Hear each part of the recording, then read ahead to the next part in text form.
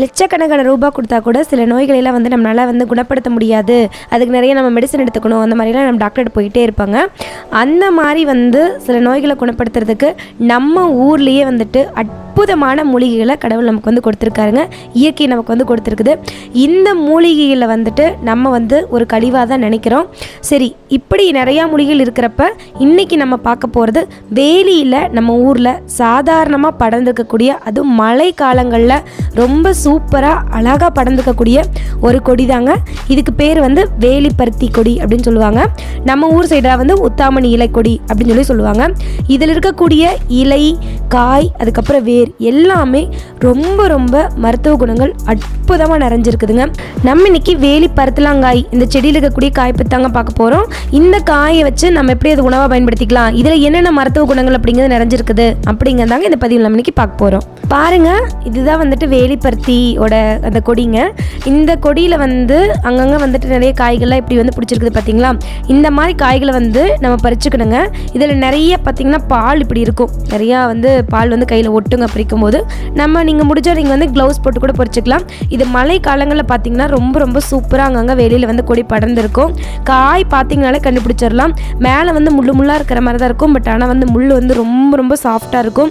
அந்த மாதிரிலாம் ஹார்டாலாம் இருக்காது. இதை நம்ம பறிச்சுட்டு நம்மளுக்கு எவ்வளோ தேவையோ அவ்வளோ பறிச்சுட்டு வந்துக்கலாங்க. இந்த வேலி பருத்தி காய் வச்சு நான் இன்றைக்கி ஒரு பொரியல் பண்ண போகிறேங்க. இது சாப்பிட்றதுக்கு பார்த்திங்கன்னா ரொம்ப கசப்பாக இருக்கும், ஆனால் ஒரு டிஃப்ரெண்ட் டேஸ்ட்டில் நல்லா இருக்குங்க. எதுக்கு நல்லது அப்படின்னு பார்த்தீங்கன்னா, நெஞ்சுக்குள்ளே இருக்கிற சளியை அப்படியே வெளியில் கொண்டு வந்துடுங்க. சளி இரும்புல இருக்கும் போதெல்லாம் இந்த பருத்தலாங்காய் கொஞ்சமாக நம்ம ஒரு 4-5 பீஸ் சாப்பிட்டோம்னா கூட நமக்கு நல்ல ரிலீஃப் அப்படிங்கிறது கிடைக்குங்க. சரி, வாங்க எப்படி செய்கிறதுங்கிறத பார்க்கலாம். இப்போ இந்த காய் இருக்குங்க. இந்த காய் நம்ம என்ன பண்ணோம்னா, உள்ளுக்குள்ளே ஒரு வெள்ளையாக ஒன்று இருக்குங்க. அதை மட்டும் நம்ம கட் பண்ணி எடுத்து தண்ணிக்குள்ளே போட்டுக்கலாங்க.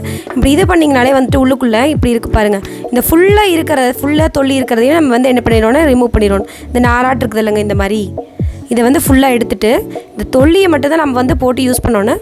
இது இருக்கிற ஒரு விதை கூட நீங்கள் சேராமல் பார்த்துக்கோங்க. நல்லா ஃபுல்லாக இந்த மாதிரி உள்ளே ப்ளைனாக இருக்கணும். இப்படி எடுத்துகிட்டு இப்படி கையால் கிள்ளி என்ன பண்ணிடுங்கன்னா தண்ணிக்குள்ளே போட்டுருங்க. இந்த மாதிரி தண்ணிக்குள்ளே போட்டுருங்க. அப்போ தான் அந்த பாலெல்லாம் போகும். அதே மாதிரி தாங்க இப்படி கத்தி வச்சுக்கோங்க. இப்படி சென்டரில் இப்படி கிழிச்சுட்டு ஓப்பன் பண்ணிங்கன்னா அதுவே ப்ளைனாக என்ன ஆகும்னா ஃபுல்லாக நமக்கு வெளியில் இந்த மாதிரி வந்துடும்.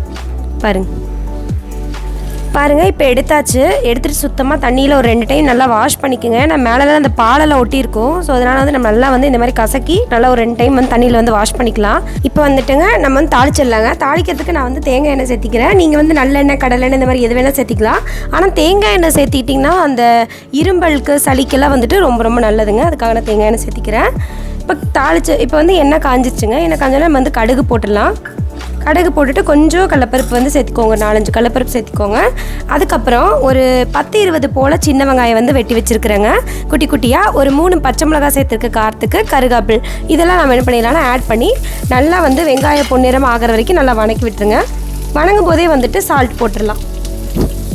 வெங்காய, கருகாப்பில், பச்சை மிளகாய் நல்லா வதங்கிடுச்சுங்க. இப்போ நம்ம கட் பண்ணி வச்சுருக்கிற பருத்தலாங்காயை இதில் ஆட் பண்ணிக்கலாம். முடிஞ்ச அளவுக்கு இது கிடைக்கும் போது வேலையில் பறிச்சுட்டு உங்களுக்கு இரும்பலே இல்லை, சளியே இல்லைன்னா கூட நீங்கள் சாப்பிடுங்க. ரொம்ப ரொம்ப ஹெல்த்தியானது கொடுங்க. இது இருக்கிற இந்த கசப்புத்தன்மை அப்படிங்கிறது நம்ம ரொம்ப பாவக்காய் எந்த அளவுக்கு சாப்பிடும்போது நம்மளுக்கு உடம்புக்கு நல்லதோ அதை விட இது ரொம்ப ரொம்ப நல்லதுங்க. இப்போ நமக்கு வெந்து ரெடி ஆயிடுச்சுங்க. இப்போ நம்ம இதில் தேங்காய் பூ சேர்த்து நம்ம இறக்கிடலாம்.